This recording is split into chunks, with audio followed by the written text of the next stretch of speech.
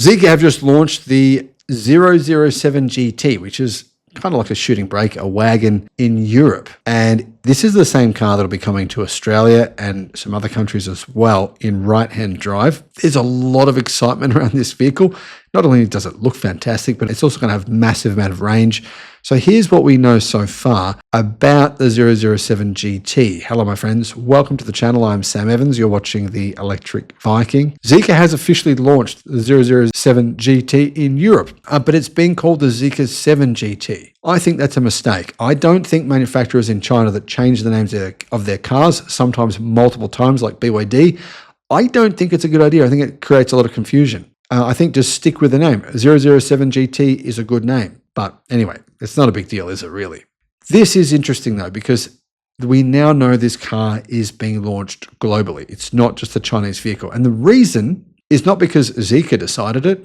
I mean, they did, but that's not really the reason. The reason is because so many people have asked Zeekr for this vehicle. And so Zeekr went, okay, we'll do it. I reckon this is really cool that these manufacturers are saying, well, if enough people email us, contact us, post on social media saying they want a certain vehicle that we manufacture that is not available globally, we'll do it. So this is a shooting brake style vehicle. It's now available in Germany, the Netherlands, Belgium, Denmark, Norway, and Sweden, said Zeekr. And fortunately, it doesn't use Zeekr's older technology, which is in some of its vehicles that it sells internationally. There is 3 versions. There's the rear-wheel drive, the long-range rear-wheel drive, and there's the privilege all-wheel drive. So in other words, 2 rear-wheel drive versions and an all-wheel drive version. Very similar to the Zeekr 7X. And it actually has similar specifications to the Zeekr 7X as well. Pricing is kind of high because all cars are expensive in Europe. And by the way, the pricing is actually extremely good in Europe, considering that Geely has to pay approximately about a 30% tariff. 30%. And it's still competitive on price with the Tesla Model Y, which is impressive. Base model costs 46,000 euros. The mid-spec long range, which gets, I believe, the 100 kilowatt hour battery, that's 51,000 euros. And the high-end all-wheel drive performance, which has air suspension, that one costs 57,500. Now, in China, the price is, of course, much lower because, there's no 30% tariff, plus they don't have to ship them halfway around the world, plus meet the, requirements that you've got to meet in Europe. So the price starts at 29,000 US dollars in China. Now, I think this might help Zeekr to increase their EV sales. They didn't go up at all. In fact, in 2025, their EV sales were almost identical to the previous year. They sold 224,000, which was actually a 1%. They didn't really grow that much. But this, I think, this global launch will help. A lot of wagon fans talk about buying EVs or talk about buying new wagons, but they don't usually buy them new. So the wagon market worldwide has really shrunk. But this is such a cool looking car with such fantastic specs. I've sat in one, haven't driven it unfortunately, but I've seen it, had a good look at it, and it looks really nice on the inside and on the outside. If you'd like to book a paid consultation, you can do so, and I'll put a link in the description below. If you want advice on what electric car to buy, solar systems, all that kind of stuff, you can do that. And I do know that this is coming to Australia. I've heard by the end of this year, which is pretty exciting. So the range, right, of the long range version of this car, the mid-spec version, is 700 kilometers WLTP. So 700 kilometers of range. Plus it does have, I believe, 480 kilowatt fast charging. So yeah, I think it's going to be one of the fastest charging EVs you can buy in Europe.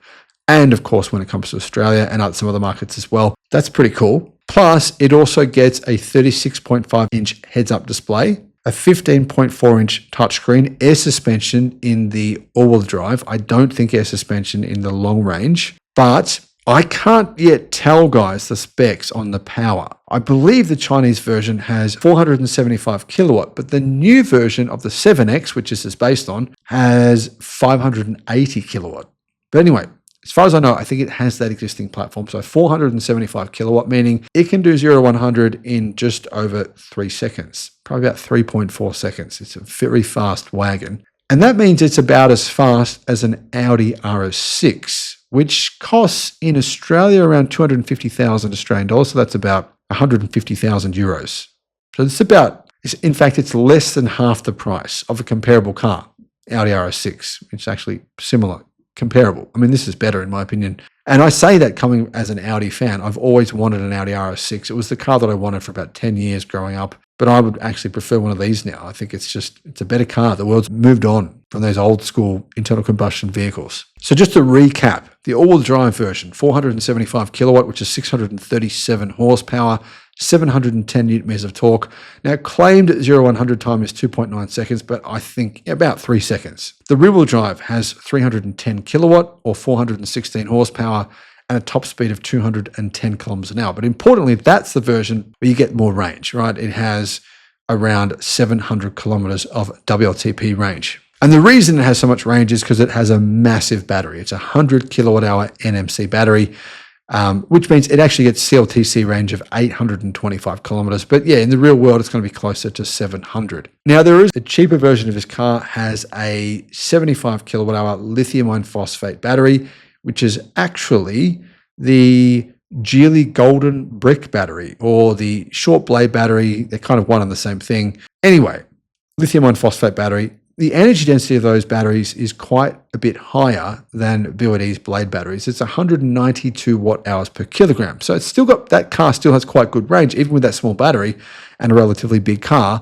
It still gets around 540 kilometers of WLTP range. So that's really good range. How big is this vehicle? Well, it's actually relatively big. In fact, it's a bit longer than the Zeekr 7X. It's 4,864 millimeters long, 1,900 millimeters wide, pretty similar width to the 7X, and it is 1,445 millimeters tall. So much, much lower. It's nowhere near the height of the 7X. The 7X is not a tall car, but this is a very low slung car. When you see it in person, it looks low and sporty, and in fact looks really good. So what some other kind of cool features it has, it's got an active grille, which kind of works depending on how fast you're going. It's got a smart light curtain, which is illegal in Australia. We unfortunately can't use the light curtain, but anyway, it's got retractable door handles, optional roof rails. It's also got a bit of a rear spoiler on the back. There's a pretty cool 15.4 inch screen, but I think when it comes to cool, the feature I like, and it's on my car, I've got the 7X all-wheel drive. I really like the heads-up display, which is great, but also I love the window blinds, which actually come out of the doors. So if you want to darken the car up a bit, people in the rear seats want to have a sleep, you can press the actual window winder button, and you can, when the windows go up, you just keep pressing it and it actually initiates the sun blinds to come out of the door and electrically close over those rear windows, which is really cool for little kids as well, to keep the sun out of their eyes when they're asleep or just when they're sitting there. Now, I should mention as well that air suspension can really significantly increase the height of this car. So if you wanted to drive on gravel or something, it's not too hardcore off-road, you could do that. And then what happens is, in normal driving, it actually lowers itself to the lowest setting, particularly on the freeway, and then you get, better freeway range. I should also mention the range of this car is, in the real world, pretty close to WLTP claims. So it's worth mentioning that because some cars are not. Now, guys, I reckon this car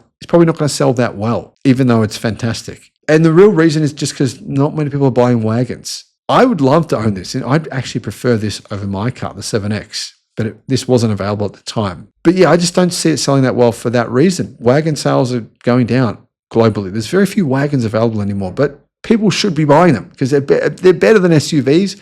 For most people don't need an SUV. And this thing looks really good. What do you guys think? Let me know in the comments. Do you see this selling really well? Give me some good news here, guys. Let us know in the comments. Thanks for watching. Guys, if you want to install solar panels, a home battery, or a home charger, the best way to do this for your situation is to go to the links in the description below, and they'll take you to a page where you can compare everyone. So depending on it doesn't matter where you live. A lot of people email me all the time saying, well, what solar system should I get? Who should I go with? What battery should I get? What electric charger should I get? Well, click in the links in the description, and you can actually compare all the different choices and find the best deal for you. I'll put that link in the description below. Additionally, there is a battery savings calculator link and also a federal battery rebate calculator. I personally have found that I'm not paying for electricity at all, and that's including charging my 2 electric cars and also running my home power, my home sauna, nothing. not paying anything at all. And I think a lot of people are getting misled. They think that getting a battery is not worth it. Actually, I think it is worth it. So those links are in the description below.